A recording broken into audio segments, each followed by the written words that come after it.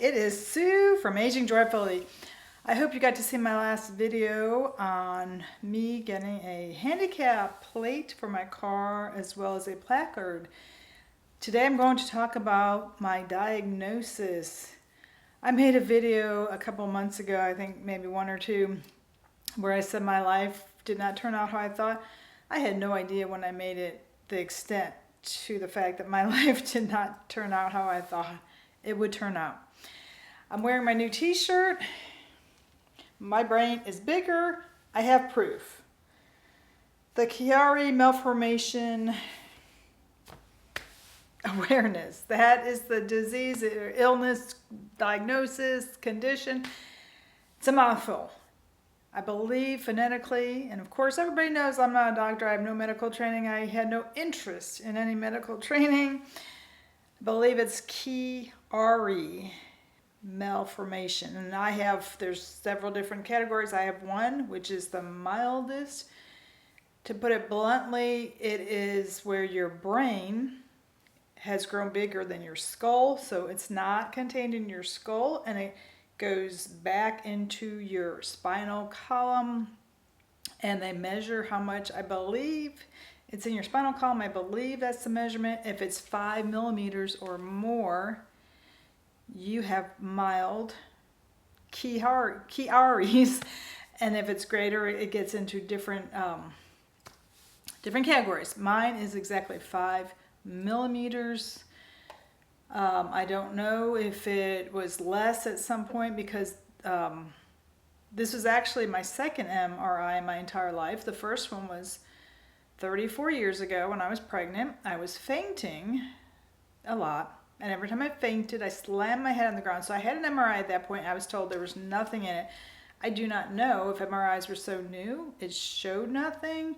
If the person reading it didn't know what they were reading, I, at some point, do need to try to get that, but I believe they probably no longer have it since it's been 34 years.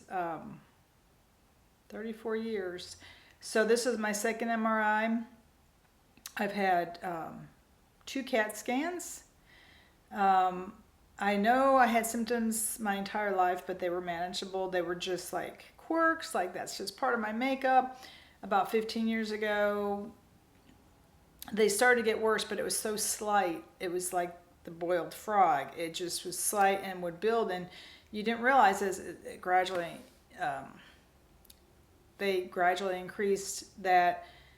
I really didn't know till 8 years ago they were really severe, and I spent the whole summer, 8 years ago, going from doctor to doctor to doctor. We had Kaiser at the time.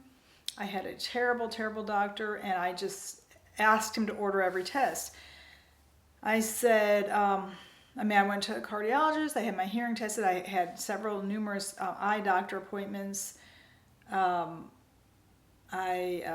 said, I'm going to do a sleep study because I know I don't have it, but I don't know what is wrong with me.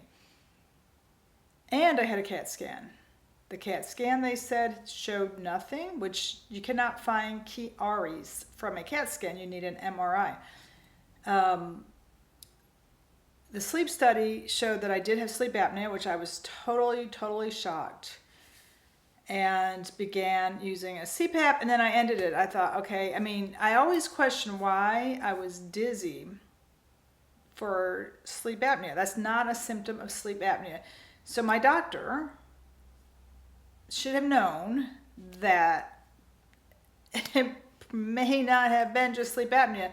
If you have Chiaris, you probably have sleep apnea because of that. They're called tonsils. Tonsils coming down into your spine canal. And you can look it all up to get the technical terms or what it is, because I'm overwhelmed with this diagnosis.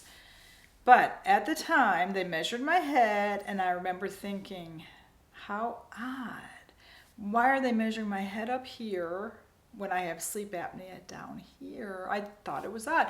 Again, if Kaiser were on the ball, or whoever measured my head, they would know you typically have a larger head than average. My head is just slightly larger than average. If your head is larger than average or really big, you have a 4 times probability that you have Chiaris.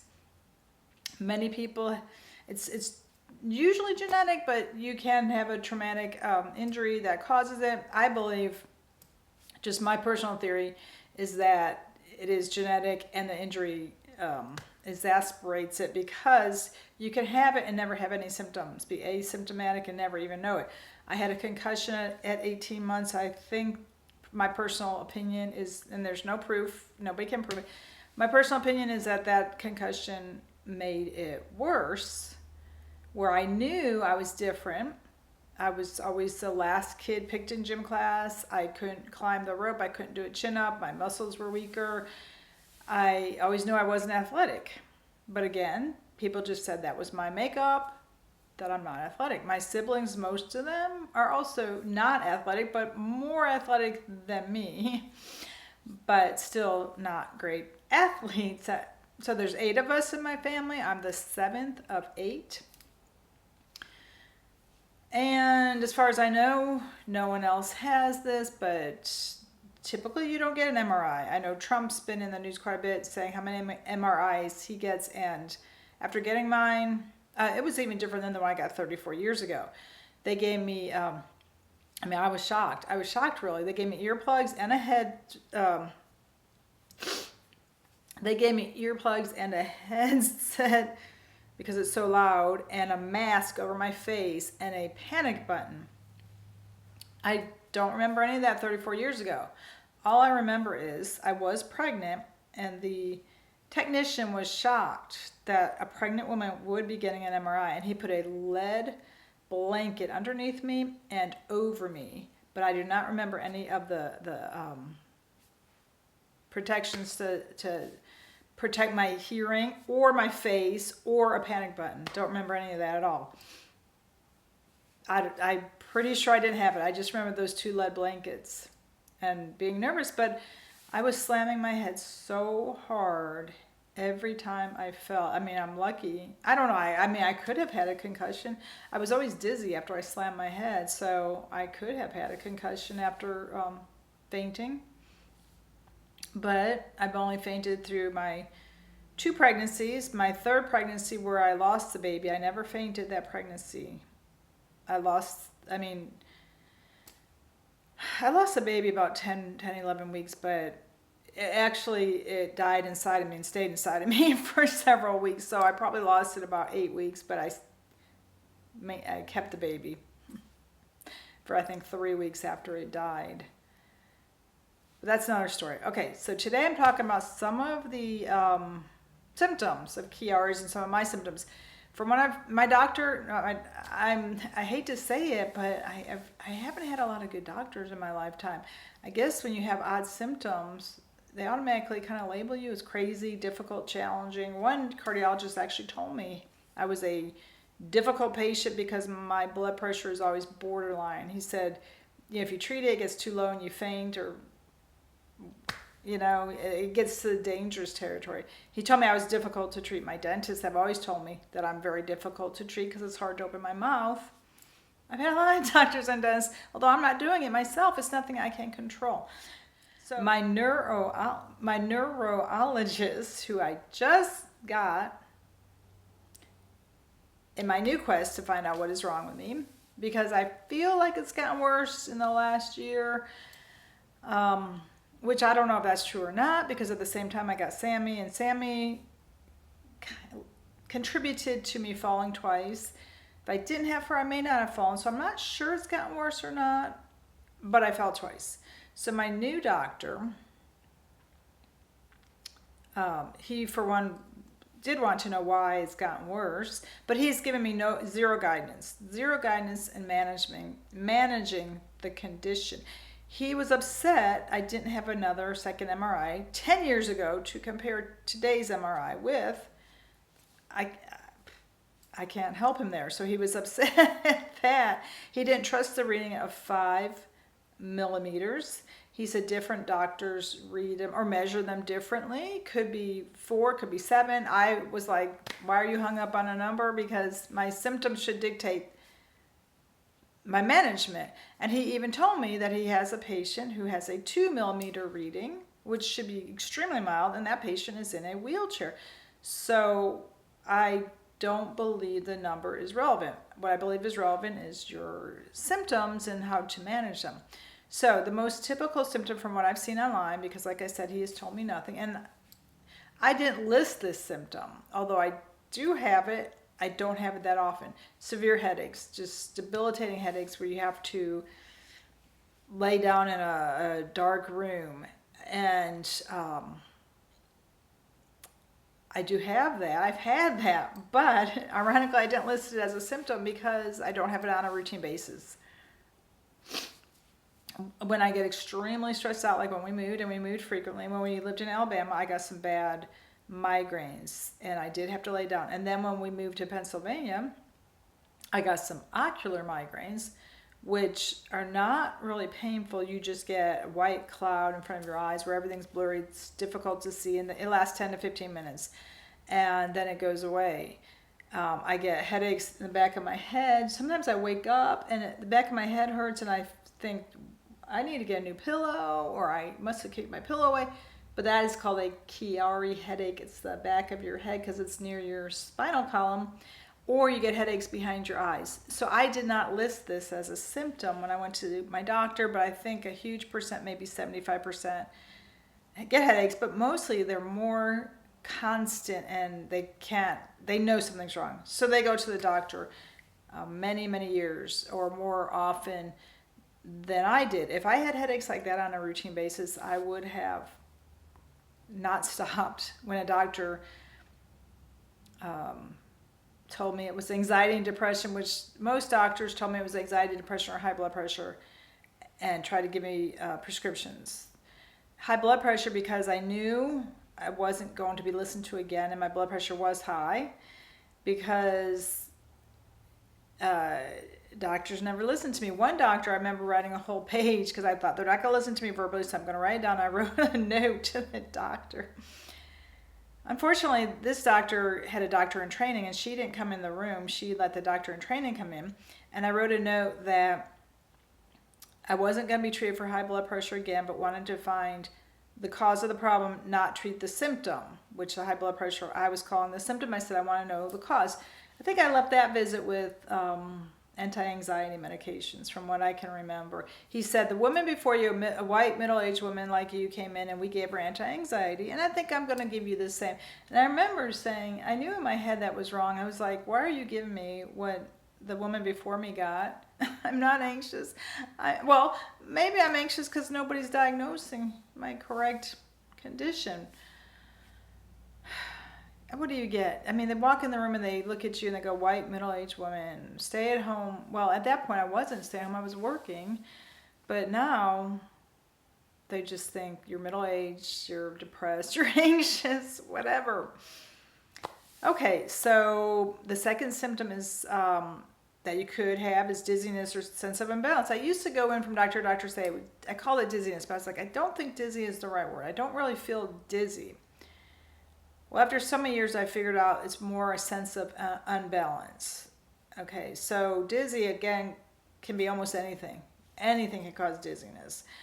And anxiety and depression can cause dizziness. Now, my unbalancing is different because I'm balanced enough to walk in the house or outside close to the house.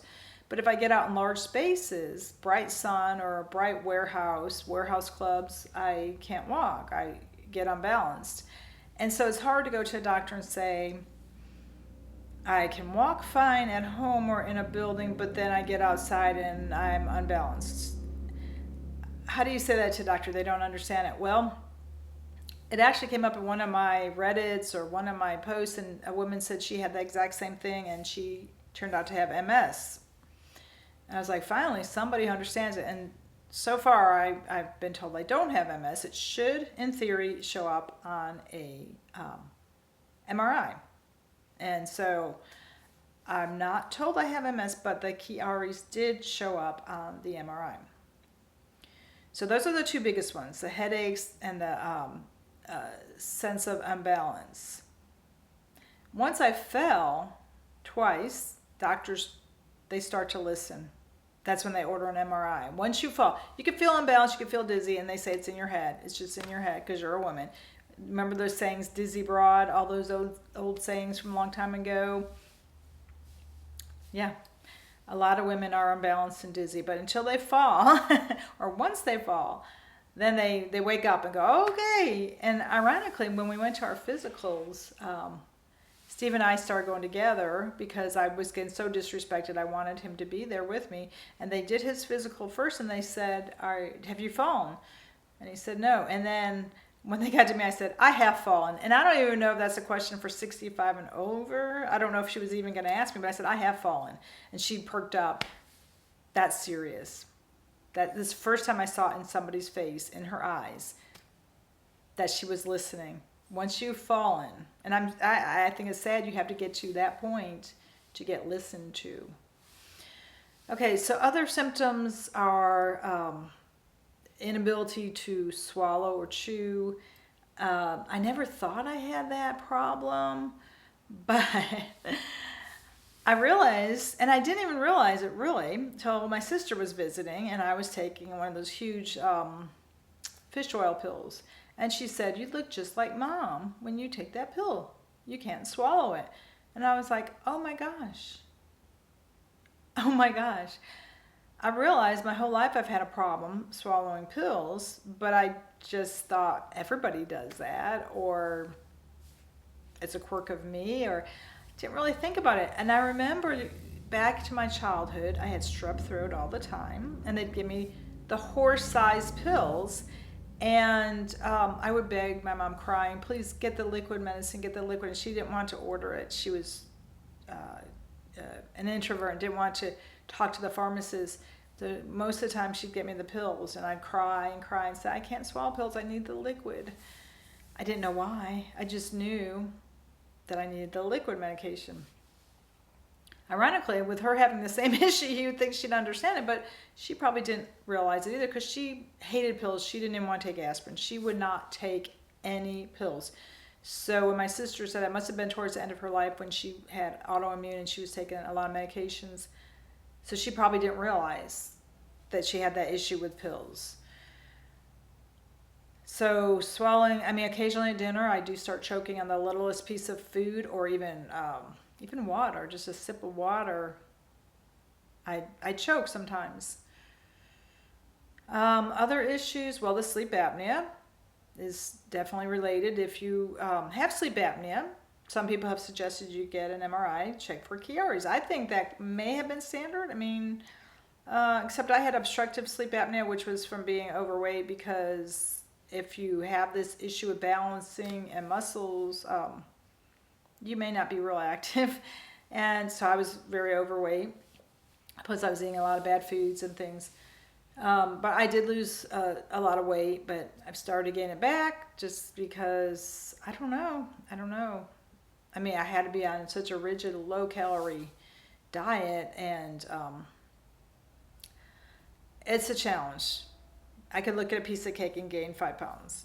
So, what did I just say? Muscle weakness. So yeah, I have pains in my upper thighs, and I remember that same doctor, the doctor in training, who's training to be a DO.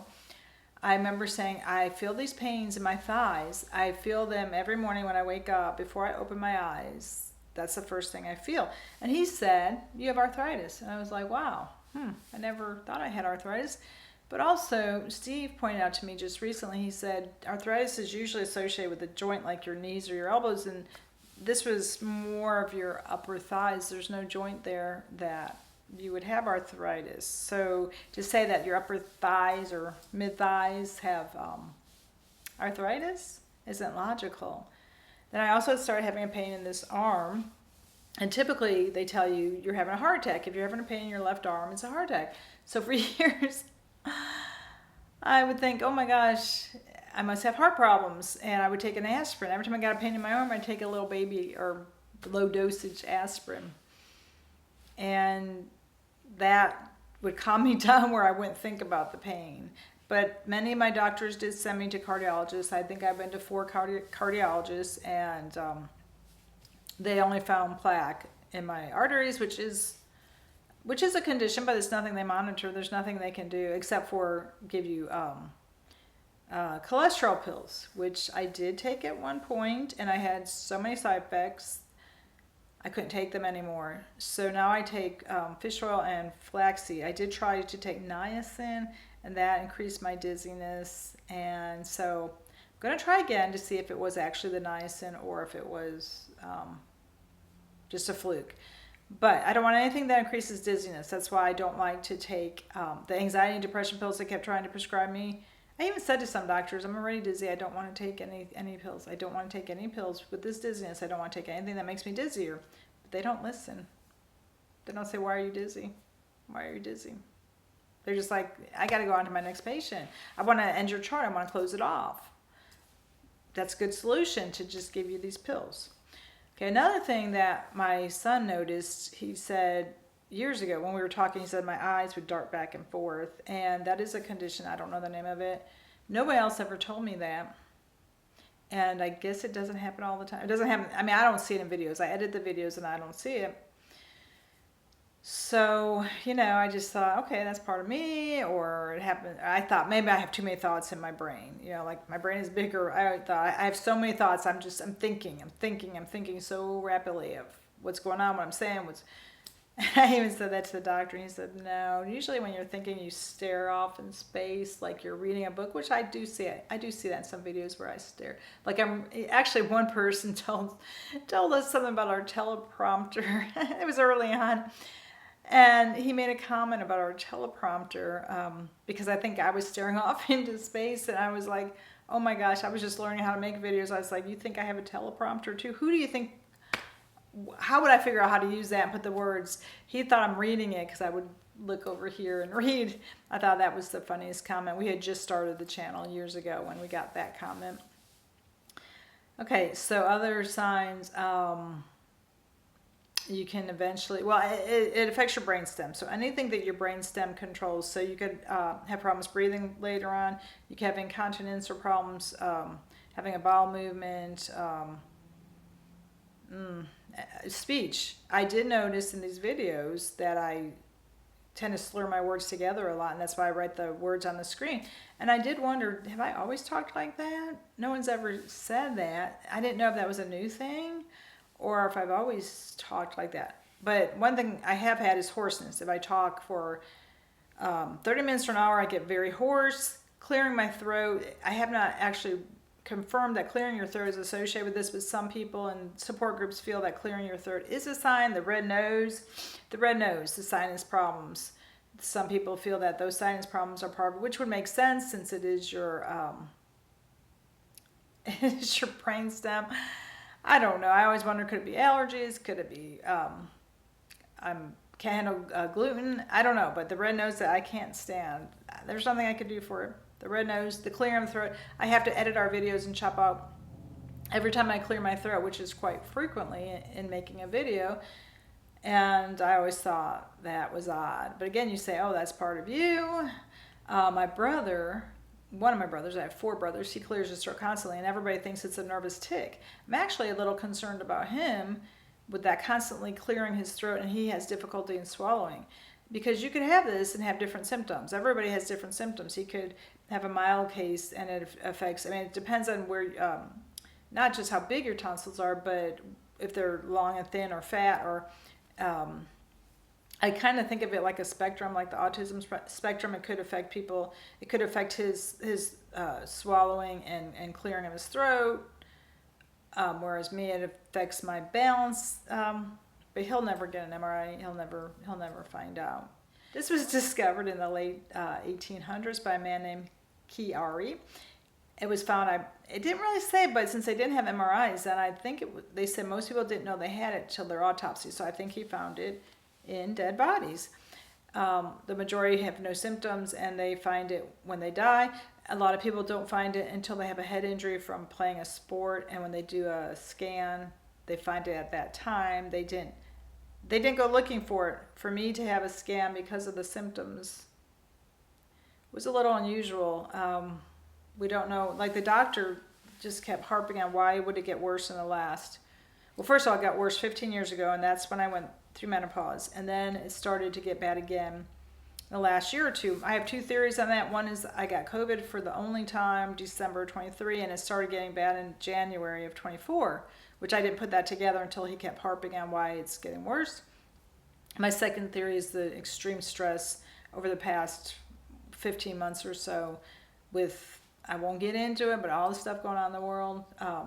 Extremely stressful. Steve lost his job because of the situation, and he can't retire, and he has to keep working so that I can have health insurance. So it's been extremely, probably, I think, the most stressful it's been in my entire life. It's been the last 15 months. I think that I know stress contributes. If I don't sleep, I notice I'm always a lot dizzier. So if I travel, I don't usually sleep. I get dizzier, and stress, you don't sleep if you're under stress. You get dizzier. So this video is getting very lengthy. Again, I'm going to be making numerous videos on this along with other topics. I hope Steve will come back. He's suffering with his knee. He needs a partial knee replacement, which he can't get until I'm closer to Medicare. He has to keep working with his painful knee. So he's in pain and hurting and tired. We make a great pair. He can't walk with his knee, and I can't walk with my unbalancing. So we're quite the couple. But we're plugging on. We hope to we hope to keep doing things. Like Dolly Parton says, I'm not dead yet. Not dead yet. Dolly Parton's plugging along. And hey, I just heard that they're naming the East Tennessee Children's Hospital after Dolly Parton, which is great. She is one of my biggest role models, an amazing person. She only helps people, and she said how growing up in East Tennessee, you were raised to help people, and I wish everybody had that philosophy. Why would you want to hurt your neighbor? Why would you want to harm your neighbor? Why would you want to see your neighbor in pain? I usually wear my Be Kind shirts. Be kind. I'm not wearing them there because now I've got my brain shirt. Ironically, I always said, when I was dating, I always said my brain was my best feature. I thought that was funny. I wasn't the smartest in the class. I had learning disabilities, undiagnosed, because they didn't diagnose them back then, which is probably good, because not being diagnosed meant that you weren't labeled, but we did get help. I struggled to read because I'm probably dyslexic. And I got a lot of help to read, and I love to read now. Although I have noticed in the last few years it's harder to track the words, which is probably part of this issue. But I'll be talking more about other symptoms, in general, my symptoms. Going forward, I hope to maybe even go on some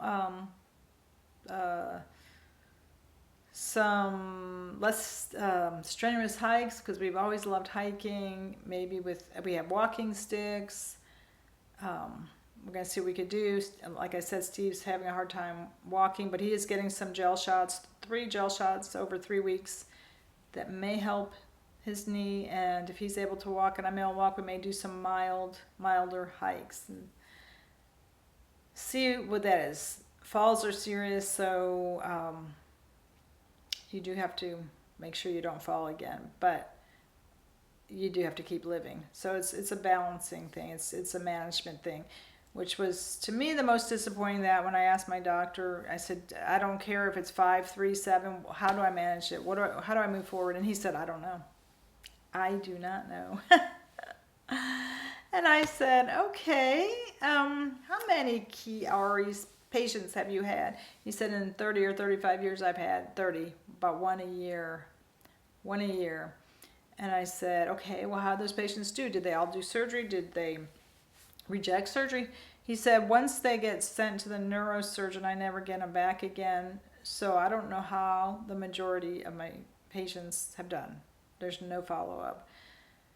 So I was like, wow. Okay. I'm having a hard time managing it. My doctors don't. It's 1%. It's they couldn't get it diagnosed because none of them had heard of it. None of them heard of my symptoms.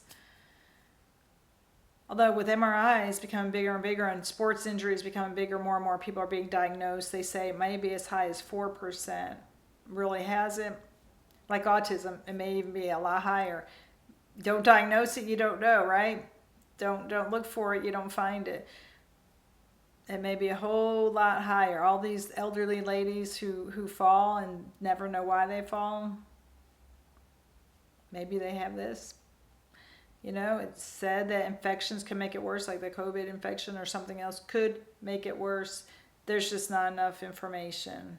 Maybe in the next 100 years, they'll know a lot more and can help a lot more people. But I hope this video has helped you. If you know anybody who's having any of these issues, you can mention it, and they just don't order MRIs for anything. But if you have debilitating headaches, I would think they'd order one, or if you're falling, they would order one.